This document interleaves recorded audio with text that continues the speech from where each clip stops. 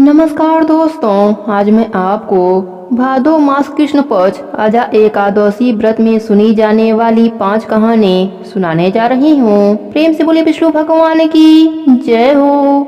युधिष्ठिर ने कहा, हे जनार्दन, आगे अब आप मुझसे भाद्र मास के कृष्ण पक्ष की एकादशी का नाम और महात्म्य का वर्णन कीजिए। श्री कृष्णचंद्र जी ने कहा, हे राजन, इस एकादशी का नाम अजा है। यह एकादशी सब पापों को नष्ट करने वाली और अत्यंत ही फल को देने वाली है। इसका व्रत करके जो भगवान की पूजा करते हैं और इसके महात्म्य को पढ़ते तथा सुनते हैं, उसके सब प्रकार के पाप नष्ट हो जाते हैं। अब इस व्रत का फल किसको किस प्रकार प्राप्त हुआ वह सुनो। पूर्व समय में समस्त पृथ्वी का चक्रवर्ती तथा सत्य प्रतिज्ञा वाला हरिश्चंद्र नामक राजा हो चुका है। उसके किसी कर्म के कारण उसका समस्त राज्य यहाँ तक नष्ट हो गया कि उसको अपने पुत्र तथा स्त्री को बेचने के लिए बाध्य होना पड़ा। इस प्रकार का धर्मशील राजा होने पर भी उसको चंडाल का सेवक होकर मृतकों का कफन कर स्वरूप में लेना पड़ा। परंतु उसने अपने इस प्रकार की संकटकालीन अवस्था में भी धर्म और सत्य को नहीं त्यागा। इस प्रकार चंडाल का सेवक होकर उसका दीर्घ काल व्यतीत हो गया। तब वह एक दिन अत्यंत ही दुखित होकर विचार करने लगा कि मेरा इस घोर पाप से किस प्रकार उद्धार होगा। इस प्रकार चिंता ग्रसित था कि उसी समय गौतम ऋषि उस स्थान पर आ गए। गौतम ऋषि को देखकर राजा ने अपने सब कष्टों का वृत्तांत उनको सुनाया। गौतम ऋषि राजा के इन कष्टपूर्ण बातों को सुनकर दुखित हुए और राजा को अजा एकादशी के व्रत के अनुष्ठान का उपदेश दिया। हे राजन, भाद्रपद में कृष्ण पक्ष की एकादशी व्रत का अनुष्ठान विधि पूर्वक करो और समस्त रात्रि जागरण करके भगवान का स्मरण करो। इस व्रत के प्रभाव से तुम्हारे सब पाप क्षय हो जाएंगे और तुम सभी प्रकार के कष्टों से छूट जाओगे। इस प्रकार राजा को उपदेश देकर मुनि जी वहाँ से चले गए। मुनि जी के कथना अनुसार राजा हरिश्चंद्र ने इस उत्तम व्रत का अनुष्ठान किया और सारी रात जागरण करते हुए भगवान का भजन करते रहे। इस प्रकार व्रत के प्रभाव से राजा हरिश्चंद्र के सब पाप क्षय हो गए और सब कष्टों से मुक्त होकर अपने पुत्र और पत्नी को प्राप्त किया और शत्रुओं से रहित राज्य को प्राप्त कर सकल परिवार सहित आनंद का उपभोग किया और अंत समय स्वर्गलोक की प्राप्ति हुई। इस व्रत के करने वालों के सब पाप नष्ट हो जाते हैं और स्वर्ग की प्राप्ति होती है। जो इसका महात्म्य पढ़ता और सुनता है वह अश्वमेघ यज्ञ का फल प्राप्त करता है। प्रेम से बोले विष्णु भगवान की जय हो। 11 माता की जय हो। अब सुनते हैं 11 माता की कहानी। प्रेम से बोले 11 माता की जय हो। एक नगर में एक सेठ रहता था। वह अपने शादी के बाद नए वस्त्र पहनकर अपने पत्नी को लाने पहली बार ससुराल जा रहा था। रास्ते में उसने एक गाय को तालाब की ओर जाते देखा। वह गाय पानी पीने के लिए तालाब में उतर तो गई, लेकिन कीचड़ होने के वजह से वह तालाब से बाहर नहीं निकल पा रही थी। गाय ने उस आदमी को वहां से गुजरते देखा तो उसने आदमी से मदद के लिए कहा, लेकिन सेठ ने कहा कि मैं नया वस्त्र पहना हूँ, मैं अपने ससुराल जा रहा हूँ। अगर मैं तुम्हारी मदद करूंगा तो मेरे कपड़े गंदे हो जाएंगे। गाय माता उदास हो गईं और वह कीचड़ में धंसती जा रही थीं। गाय ने उस सेठ को श्राप दे दिया कि अब से 8 पहर बाद तू गधा बन जाएगा। अब वह सेठ डर गया और गाय से अपने भूल के लिए क्षमा मांगने लगा, लेकिन तब तक गाय पूरी तरह पानी में डूब चुकी थी। वह सेठ पछताता हुआ उदास मन से अपने ससुराल पहुंचा। जाते ही उसने अपने पत्नी को ले जाने की रट लगा दी। सभी ने उसे बहुत आग्रह किया कि अभी तो तुम आए हो, कम से कम एक रात यहाँ रुक जाओ, लेकिन वह रुकने के लिए तैयार नहीं था। तब उसकी पत्नी ने कहा कि जब सभी लोग इतना कह रहे हैं तो आप एक दिन के लिए क्यों नहीं रुक जाते। तब उसने अपने पत्नी को गाय के श्राप वाली बात बताई। उसकी पत्नी उसी वक्त अपने मायके से विदा लेकर पति के साथ चल पड़ी। 8 पहर बाद वह आदमी गधा बन गया और पूरा दिन घर में पड़ा रहता। कुछ दिनों के बाद घर में खाने पीने के लाले पड़ गए। तब उसने अपने पत्नी से कहा कि मुझे लेकर बाहर मजदूरी करो। तब उसकी पत्नी उसे लेकर बाहर गई और नगर के राजा के यहाँ मजदूरी का काम करने लगी। उसे वहाँ बोझ उठाते देख लोगों ने कहा कि तुम्हारे पास तो गधा है, फिर तुम बोझ क्यों उठा रही हो। परंतु उसने कोई भी उत्तर नहीं दिया और अपना काम करती रही। दूर से यह सब राजा भी देख रहा था। उसने भी उसे यही कहा कि तुम्हारे पास गधा है, फिर तुम यह बोझ क्यों उठा रही हो। तब उसने राजा से कहा कि यह गधा नहीं है, यह मेरे पति हैं। उसने गाय के श्राप वाली पूरी बात राजा को बताया। राजा ने अपने नगर में विद्वानों और पंडितों को बुलाकर इसका उपाय पूछा। तब एक विद्वान ने बताया कि जिस किसी ने 101 एगारस का व्रत किया हो, वह अपने पुण्य का फल इसे दे दे तो यह अपने असली रूप में आ सकता है। यहाँ हम आपको एगारस का अर्थ स्पष्ट कर देते हैं। 11 एकादशी व्रत रखने पर 1 एगारस पूरा होता है और 22 एकादशी का व्रत रखने पर 2 एगारस पूरा होता है। ऐसे ही जिसने 101 बार 11 एकादशी के व्रत किए हों, उसके पुण्य के फल से वह आदमी अपने असली रूप में आ जाएगा। राजा ने अपने पूरे नगर में घोषणा करा दी, लेकिन किसी ने भी पूरे 101 एगारस के व्रत नहीं किए थे। कई दिन बाद उन्हें एक बुढ़िया मिली जिसने 101 एगारस पूरे कर लिए थे।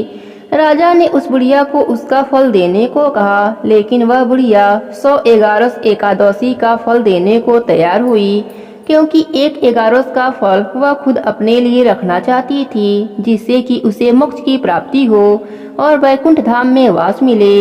इतना कहकर उसने अपने 100 एगारस एकादशी का फल उस सेठ को दे दिया।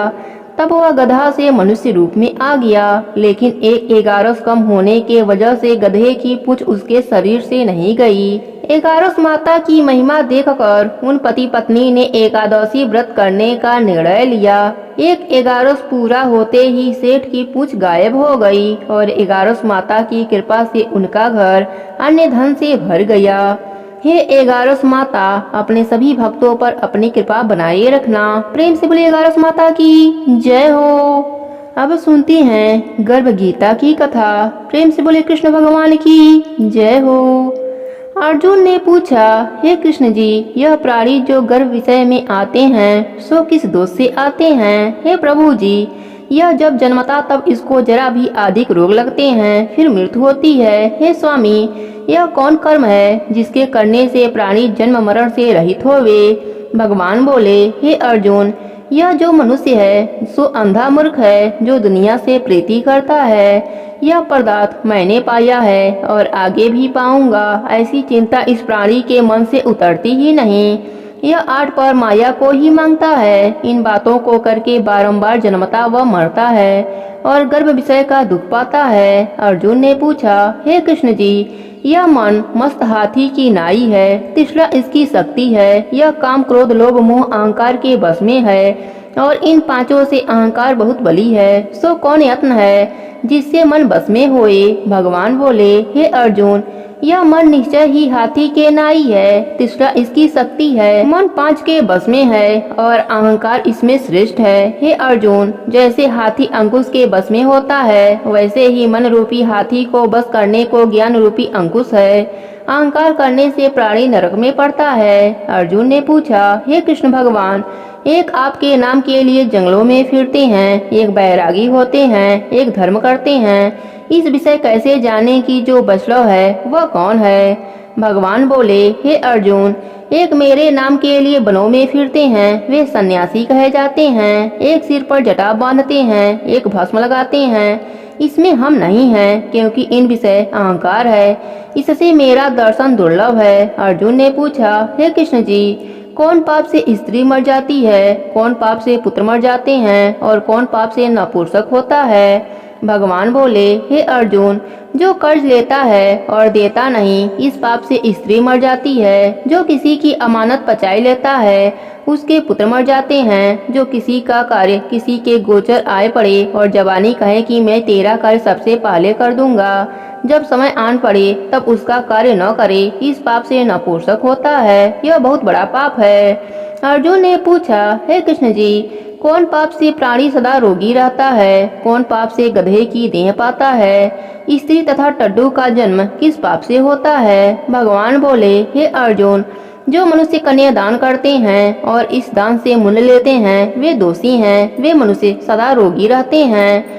जो विषय विकार के वास्ते मदिरा पान करते हैं, सो टड्डू का जन्म पाते हैं। जो झूठी गवाही देते हैं वे स्त्री का जन्म पाते हैं। जो रसोई बनाकर पहले आप खा लेते हैं और पीछे परमेश्वर की अर्थ दान करते हैं वे बिल्ली का जन्म पाते हैं। जो मनुष्य झूठी वस्तु दान करते हैं वे स्त्री का जन्म पाते हैं।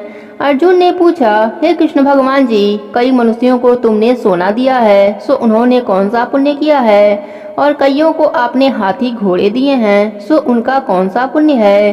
भगवान बोले, हे अर्जुन, जिन्होंने सोना दान किया है उनको हाथी घोड़े वाहन मिलते हैं। जो परमेश्वर निमित्त कन्या दान करते हैं सो पुरुष का जन्म पाते हैं। अर्जुन ने पूछा, हे भगवान जी, जिन पुरुषों की सुंदर विचित्र देह है उन्होंने कौन कौन सा पुण्य किया है?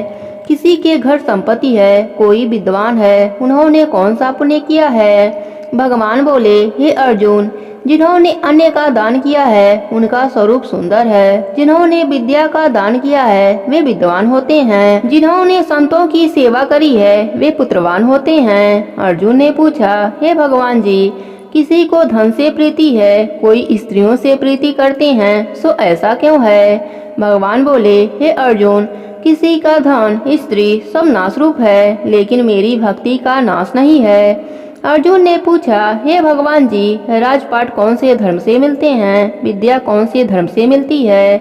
भगवान बोले, हे अर्जुन, जो प्राणी श्री काशी में निष्काम भक्ति से तप करते हैं, देह त्यागते हैं, सो राजा होते हैं। जो गुरु की सेवा करते हैं सो विद्वान होते हैं। अर्जुन ने पूछा, हे कृष्ण जी, किसी को धन अचानक बिना परिश्रम को मिलता है, कोई धन सारी उम्र एकत्र नहीं कर पाते, कोई रोग रहित होते हैं, सो उन्होंने कौन सा पुण्य किया है? भगवान बोले, हे अर्जुन, जिन्होंने गुप्त दान किया है उनको धन अनायास ही मिलता है। जिन्होंने परमेश्वर का कार्य और पराया कार्य संवारा है वे रोग से रहित होते हैं। अर्जुन ने पूछा, हे भगवान जी, कौन पाप से अम्ली होते हैं, कौन पाप से गूंगे होते हैं, कौन पाप से कुष्ठी होते हैं? भगवान बोले, हे अर्जुन, जो अपने गुरु की स्त्री से गमन करते हैं सो अम्ली होते हैं। जो गुरु से विद्या पढ़कर मुकर जाते हैं सो गूंगे होते हैं। जिन्होंने कुकर्म किया है वे कुष्ठी होते हैं। अर्जुन ने पूछा, हे भगवान जी, किन्हीं की देह में रक्त का विकार होता है सो किस पाप से होता है? कोई दरिद्र होते हैं, किसी को खंड वायु होती है, और कोई अंधे होते हैं, कोई पालुम होते हैं, सो कौन से पाप से होते हैं? कोई स्त्रियां बाल विधवा होती हैं, सो कौन पाप से होती हैं? भगवान बोले, हे अर्जुन, जो सदा क्रोधवान करते हैं उनको रक्त विकार होता है। जो कुशील रहते हैं वे दरिद्र होते हैं। जो कुकर्मी ब्राह्मण को दान देते हैं उनको खंड वायु होती है। जो प्राणी स्त्री को नंगा देखता है, गुरु की स्त्री पर खुद दृष्टि डालता है, जिसने गौ ब्राह्मण को लात मारी है सो अंधा व पालुम होता है। जो स्त्री अपने पति को छोड़कर पराये पुरुषों से संग करती हैं सो बाल विधवा होती हैं। अर्जुन ने पूछा, हे कृष्ण जी, तुम पार ब्रह्म हो, तुमको मेरा नमस्कार है। आगे मैं तुमको समधी जानता था, अब मैं तुमको परमेश्वर रूप जानता हूँ। हे पार ब्रह्म, गुरु दीक्षा कैसी होती है, कृपया कर कहें। श्री भगवान बोले, हे अर्जुन, तुमको धन्य है, फिर तुम्हारी माता को भी धन्य है, जिनके तुम ऐसे पुत्र हुए जिसने गुरु दीक्षा पूछी है। हे अर्जुन, सारे संसार के गुरु जनार्दन हैं। विद्या का गुरु काशी, चारों वर्णों का गुरु ब्राह्मण, ब्राह्मण का गुरु सन्यासी है। सन्यासी उसको कहते हैं जिसने सबको त्याग करके मेरे विषय में मन लगाया है, सो सन्यासी जगत गुरु है। हे अर्जुन, यह बात ध्यान देकर सुनने की है कि गुरु कैसा हो, जिसने सब इंद्रियां जीत ली हों, जिसको सब संसार ईश्वर का रूप नजर आता हो, सब जगह से उदार हो, ऐसा गुरु करें। जो परमेश्वर को जानने वाला हो वे उस गुरु की पूजा सब तरह से करें। हे अर्जुन, जो गुरु का भक्त है सो मेरा भक्त है। जो प्राणी गुरु सम्मुख होकर मेरा भजन करते हैं उनका भजन करना सफल है। जो प्राणी गुरु विमुख हैं उनको 7 ग्राम मारे का पाप है। गुरु से विमुख प्राणी का दर्शन करना योग्य नहीं। गृहस्थ गुरु से विमुख हो चंडाल के समान है। जिस जगह मदिरा का भांडा हो उस दिए जो गंगा जल है सो अपवित्र होता है। उसी तरह गुरु विमुख का भजन भी अपवित्र होता है। उसके हाथ का देवता भी नहीं लेते, उसके सर्व काज निष्फल हैं। कुकर, सुकर, गंधर्व, काक, इन सब योनियों से सर्प की योनि बड़ी खोटी है। इन सब से भी वह मनुष्य खोटा है जो निगूढ़ा है। गुरु बिना गति नहीं होती।